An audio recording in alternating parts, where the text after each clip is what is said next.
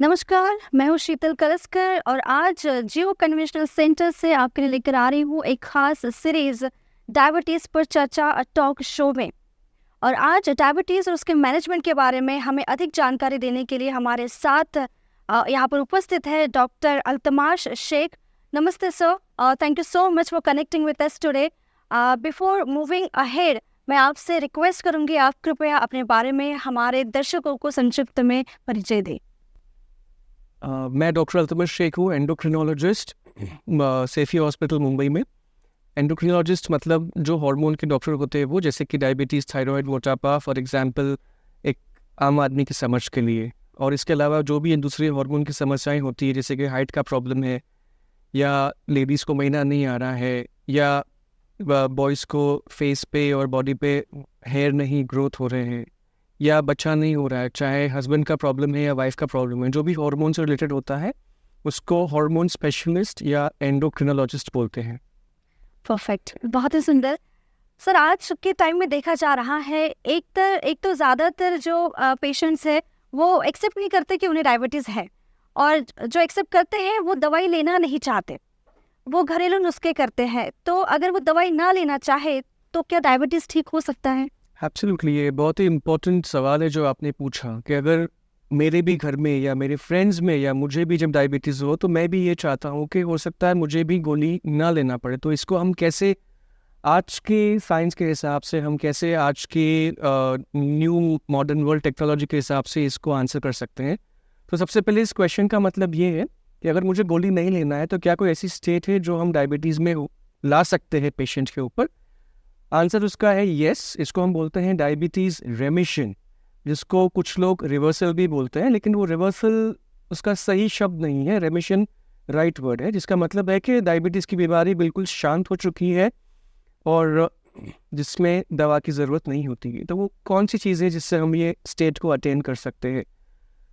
दो सिनेरियो होते हैं। एक ये कि आपका डायबिटीज़ जस्ट शुरू हुआ है और आपको कोई भी टाइप की कॉम्प्लिकेशन नहीं है और आप एक चुस्त दुरुस्त और तंदुरुस्त आदमी या औरत है जिसको जस्ट शुगर वैल्यू या ग्लूकोज वैल्यू बताया गया है। तो इस टाइप के पेशेंट को हम देते हैं इंटेंसिव लाइफस्टाइल मॉडिफिकेशन, जहाँ पर आपका 5 to 7 kg ऑफ वेट को हम कम करके आपके शरीर में जो टाइप के खाना या जो टाइप का ग्रेन्स फॉर एग्जांपल, या जो टाइप का वेजिटेबल्स या जो टाइप का प्रोसेस्ड फूड आपके शरीर में डायबिटीज़ को बढ़ा देता है, हम उसको मैप और मैच करके कम कर देते हैं। तो आपको पता है कि किस टाइप के फूड से आपको प्रॉब्लम होती है।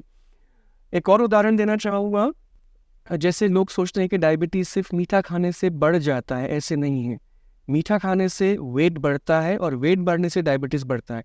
लेकिन अगर आप पतले भी हैं और आपका वेट ज़्यादा नहीं है और आपने मीठा खाया तो भी डायबिटीज़ की मात्रा बढ़ सकती है।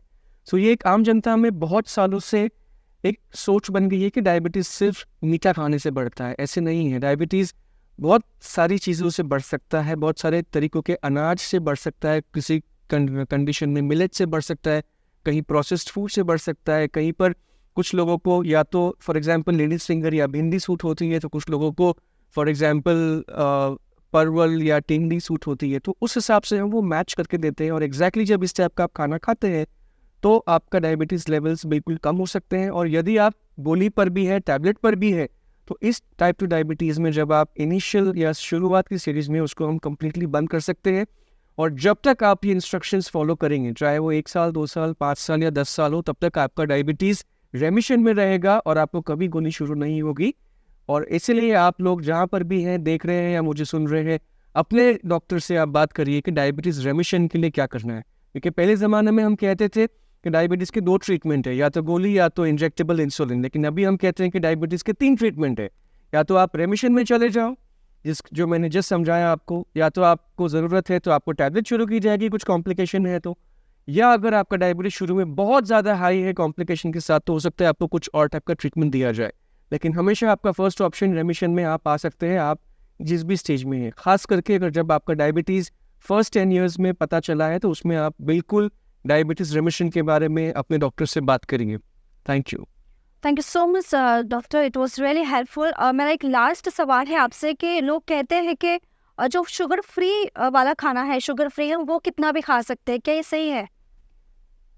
ये तो सही नहीं है, जैसे कि आपके सवाल में ही एक ऑलरेडी जवाब छुपा हुआ है। शुगर फ्री का एक्चुअल मतलब होता है कि free of sugar but not sugar free, जिसका मतलब ये है कि वो जो आप ले रहे हैं वो भी एक तरह की या एक टाइप की शुगर ही है जिसको अलग तरीके से बॉडी प्रोसेस करता है। लेकिन हम अगर लॉन्ग टर्म स्टडीज़ देखें तो ये लिवर में ग्लाइकोजन की मात्रा बढ़ा सकता है, डिपोजिशन लिवर में वो ज़्यादा करके फैटी लिवर लॉन्ग टर्म में कर सकता है, और इसके बहुत प्रकार के और भी दुष्परिणाम हो सकते हैं जिसको हम नहीं जानते हैं, जिसको हम शायद समय से ही पता कर सकते हैं। तो हमारा मिनिमम मानना ये है कि अगर आप ह्यूमन बॉडी फ्रेंडली अगर आप शुगर फ्री ले रहे हैं तो वो दिन में 1 या 2 ही लें, उससे ज़्यादा बिल्कुल ना लें। वो भी अगर आपकी कंडीशन, आपका डायबिटीज़ का स्टेज, आपका डायबिटीज़ का कॉम्प्लिकेशन अगर उसको अलाव करता है आपके शरीर के लिए, अगर वो आपके स्टेज के लिए सही है तो ही आप उसका सेवन करें, अदरवाइज वो ना करें। Thank you. Thank you so much sir. Doctor Altamas Shaikh sir Mumbai से हमारे साथ यहाँ पर जुड़े हुए हैं, जिन्होंने बहुत सारी इन्फॉर्मेशन आपको दी है डायबिटीज़ और उसके कंट्रोल के बारे में। साथ ही साथ अधिक जानकारी के लिए आप हमारे पेज पर लॉगिन कर सकते हैं। हमारा फेसबुक पेज है डायबिटीज़ पर चर्चा, साथ ही साथ हम यूट्यूब, इंस्टाग्राम और ट्विटर पर भी उपलब्ध है। Thank you so much doctor for connecting with us once again.